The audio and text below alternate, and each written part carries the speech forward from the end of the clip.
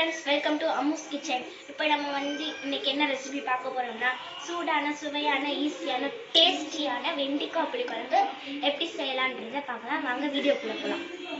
Hi friends, இன்னைக்கு நம்ம வெண்டைக்காய் புளிக்குழம்பு எப்படி ஈஸியாக ஆக்கிட்டுன்றதை பார்க்கலாம். வாங்க வீடியோக்குள்ள போலாம். ஒரு கடாயை வச்சுக்கிட்டு அதில் கொஞ்சம் எண்ணெய் ஊற்றிட்டு கொஞ்சம் வெந்தயம் போட்டுட்டு அது வெடிச்சதுக்கு அப்புறமா நம்ம குட்டி குட்டியாக வெண்டைக்காய் நறுக்கி வச்சுருக்கோம். அதை எடுத்து போட்டுட்டு கொஞ்சம் கல்லுப்பு போட்டு நல்லா வதக்குங்க. இப்போ அடுப்பை ஆஃப் பண்ணிட்டு நம்ம வதக்கி வச்சிருக்க வெண்டைக்காவை எடுத்து பிளேட்டில் மாற்றிக்கலாம். நல்லா வதங்கினதுக்கப்புறமா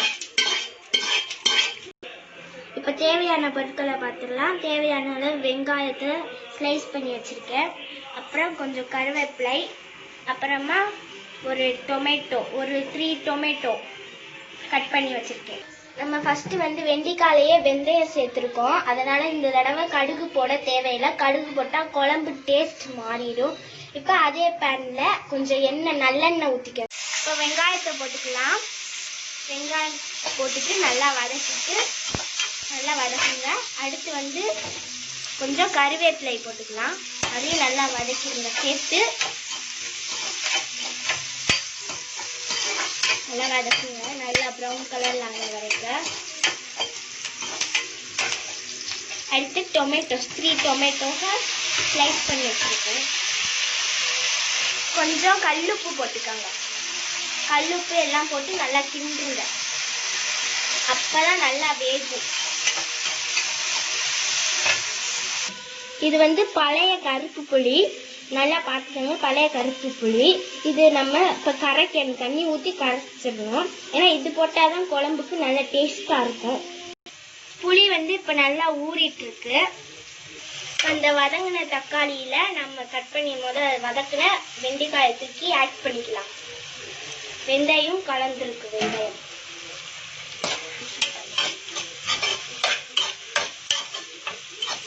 நல்லா வதக்கி இப்போ நல்லா வதங்கிடுச்சு. இப்போ புளிக்குழம்பு மிளகாய் பொடி போடுறோம்.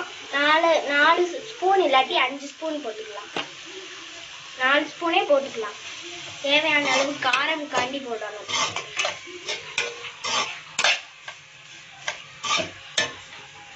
இப்போ வெண்டைக்காய் முங்குற அளவுக்கு தண்ணி ஊற்றிடணும். அதுக்கு மேலே ஊற்றினா குழம்பு டேஸ்ட் மாறிடும்.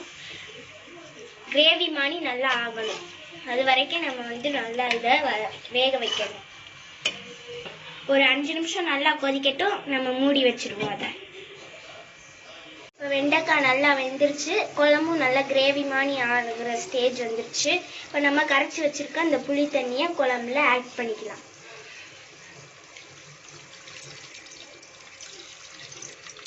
நல்லா கையிலே நம்ம நல்லா வடிகட்டி நல்லா ஆட் பண்ணிக்கலாம்.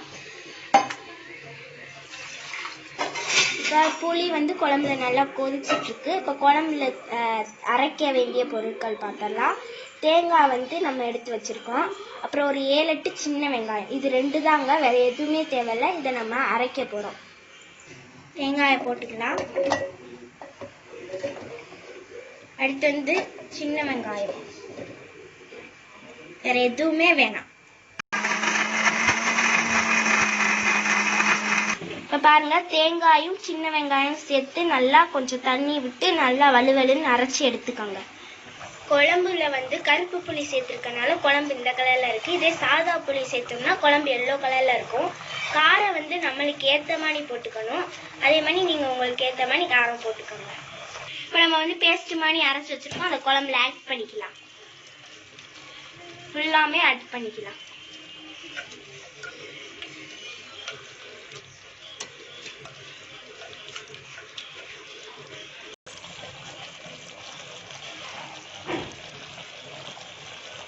ஜார்ல லைட்டா தண்ணி ஊற்றி நல்லா கழுவி குழம்புல ஆட் பண்ணிக்கலாம். நல்லா இந்த மாதிரி குழம்புல அந்த அரைச்சிருவது ஊற்றினதுக்கப்புறம் நல்லா கிண்டி விட்டுக்கணும். அப்பதான் தேங்காய் எல்லா பக்கமும் பரவும். இது வந்து வெந்தயப்பொடி ஃப்ரெண்ட்ஸ். இது வந்து நம்ம எப்படி எடுத்திருக்கோம்னா, ஒரு பேனில் வெந்தயத்தை வறுத்து அதை நம்ம மிக்சியில் போட்டு அரைச்சி இந்த பொடி எடுத்து வச்சுருக்கோம். அது மாதிரி செஞ்சு அந்த பொடி ரெடி ஆயிரும். இந்த பொடி வந்து எதுக்கு யூஸ் பண்ணுவாங்கன்னா, புளிக்குழம்பு, வத்த குழம்பு, வெந்தய குழம்பு அந்த மாதிரி குழம்புக்கு வந்து இது ரொம்ப யூஸ்ஃபுல்லாக இருக்கும். அதே மாதிரி இப்போ நம்ம செஞ்ச புளிக்குழம்புக்கு வந்து நம்ம இறக்குறதுக்கு முன்னாடி ஒரு 5 நிமிஷத்துக்கு முன்னாடி இந்த பொடி ஒரு ஸ்பூன் எடுத்து போட்டோம்னா ரொம்பவே குழம்பு டேஸ்ட்டாக இருக்கும். இப்போ குழம்பு நல்லா கொதிச்சு வந்துருச்சு. இப்போ நம்ம இந்த வெந்தய பொடியை இதில் சேர்த்துக்கலாம். ஒரு ஸ்பூன் போட்டால் போதும், அப்போதான் டேஸ்ட்டாக இருக்கும். இப்போ நம்ம இந்த வெந்தய பொடியை நல்லா போட்டிருக்கோம். குழம்பு கொதிச்சு வர்றது நல்லா தெரியுது. கரெக்டாக குழம்பு இறக்குறதுக்கு 5 நிமிஷத்துக்கு முன்னாடி இந்த இதை கண்டிப்பாக போட்டு பாருங்கள், ரொம்பவே யூஸ்ஃபுல்லாக இருக்கும். நல்லெண்ணெய் 2 ஸ்பூன் நாங்கள் எடுத்து வச்சுருக்கோம், அதையும் குழம்புல ஆட் பண்ணிட்டா ரொம்பவே டேஸ்ட்டாக இருக்கும். அவ்வளோதான், குழம்பு முடிஞ்சு. இன்னும் ஒரு கொஞ்சம் நேரம் வெந்தால் குழம்பு சுவையான சூடான வெண்டிக்காய் புளிக்குழம்பு தயார். இப்போ குழம்பு கொதிச்சிருச்சு, எண்ணெய் நல்லா பிரிஞ்சு வந்துருச்சு. இந்த ஸ்டேஜில் நம்ம ஆஃப் பண்ணிடலாம்.